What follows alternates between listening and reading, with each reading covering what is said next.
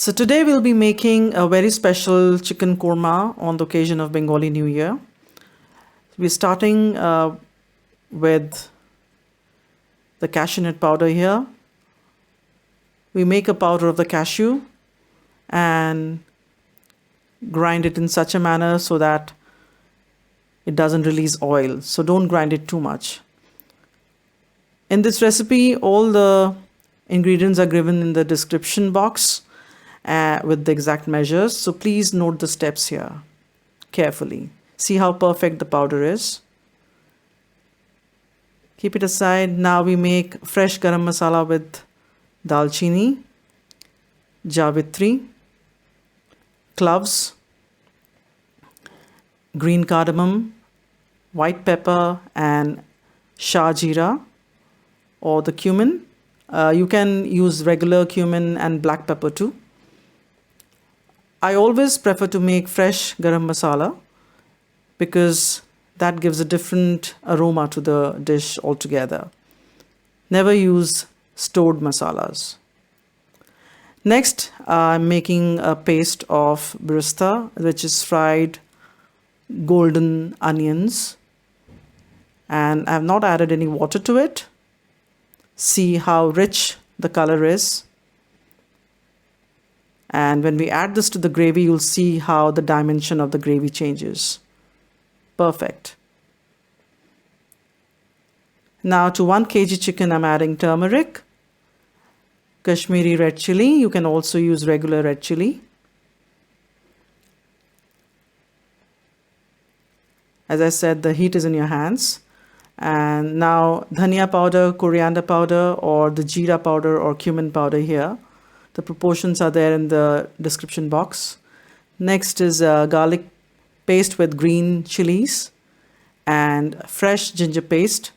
I do not use the ginger paste in packets because that has preservatives. Now fresh curd, approximately 2 cups. And this is not a very sour curd.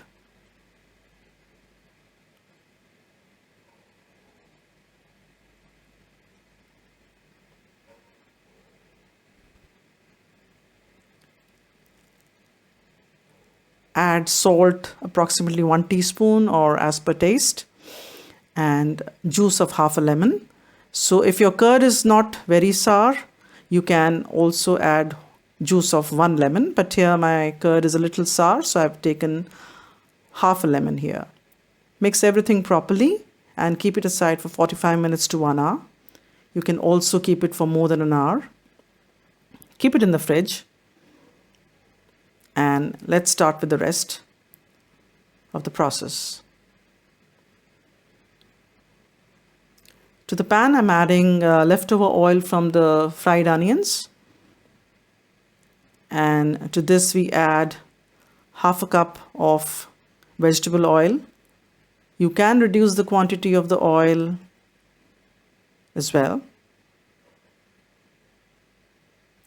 Next, we are adding whole garam masala, which is the tej patta, dalchini,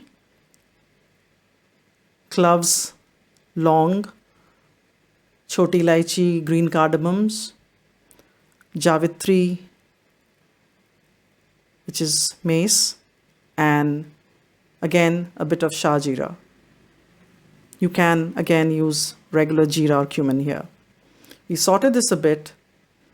Ensure the burner is on low flame. And now we add the remaining garlic paste with chilies. And we'll be sauteing it for a few seconds to remove the rawness of the garlic.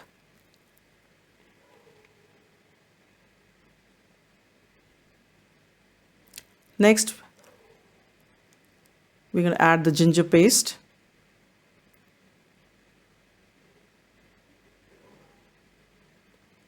And saute it again.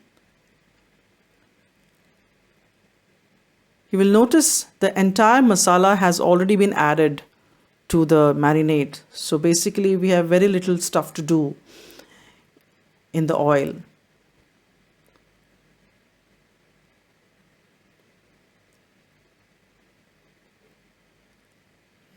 Now we're going to add the marinated chicken slowly into the pan, ensuring that we don't burn the finger.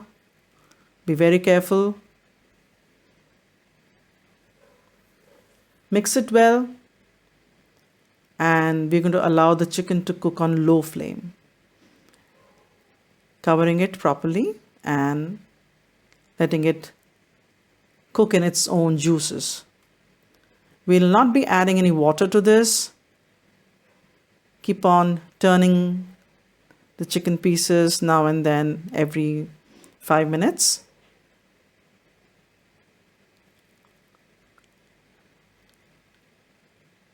See how the color of the gravy is changing.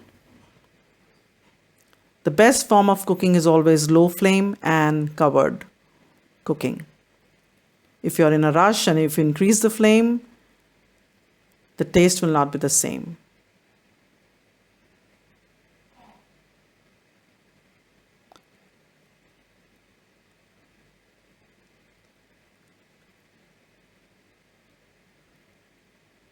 We're slowly adding the garam masala now, the fresh garam masala that we made earlier.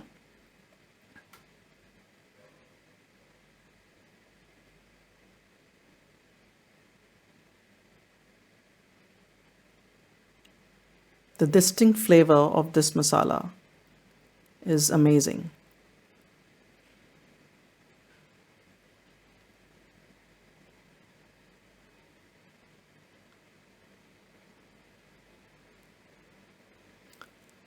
This dish can be had with steamed rice, pulao, naan, or tandoori roti.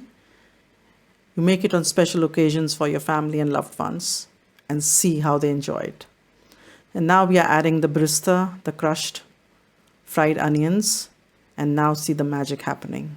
Like I said, see how the gravy will turn into an amazing color. See how it's all red, and trust me, there is no coloring in it, no artificial colors. We're adding the cashew nut powder here. You can reduce the quantity of the cashew nut powder in case you want to make it less rich.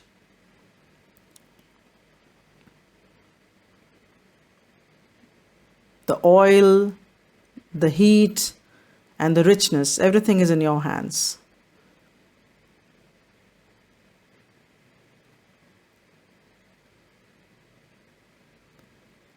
The main ingredient in this recipe is patience and love. And now we are adding the special effects, which is Kesar soaked in warm milk, which is saffron in warm milk.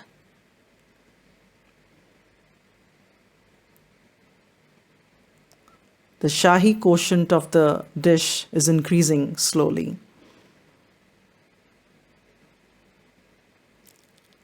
Don't be surprised if people in your neighborhood come knocking at your door and the aroma from your kitchen reaches them. Well, it happens with me mostly. Now we're checking the leg piece here. The flesh has come off it, and that's the test. The chicken is done. See how the gravy has thickened. Now we are adding Kewra jal. This is the last step. This will be done only when the chicken is cooked. And don't add too much of Kewra, just follow the proportions in the ingredients because it will make the gravy bitter. And we don't overcook the recipe, any dish after adding Kewra. Last but not the least, I'm adding a bit of cream here. This is optional. If you want to add cream, fine, or else you can just leave it. And if at this point in time you feel the gravy is pretty thick, you want to change the consistency, you can add a little warm milk, lukewarm milk to it, and boil it a few minutes, 2 or 3 minutes, and take it off. So here's your chicken korma ready to be served to your family and loved ones. Enjoy.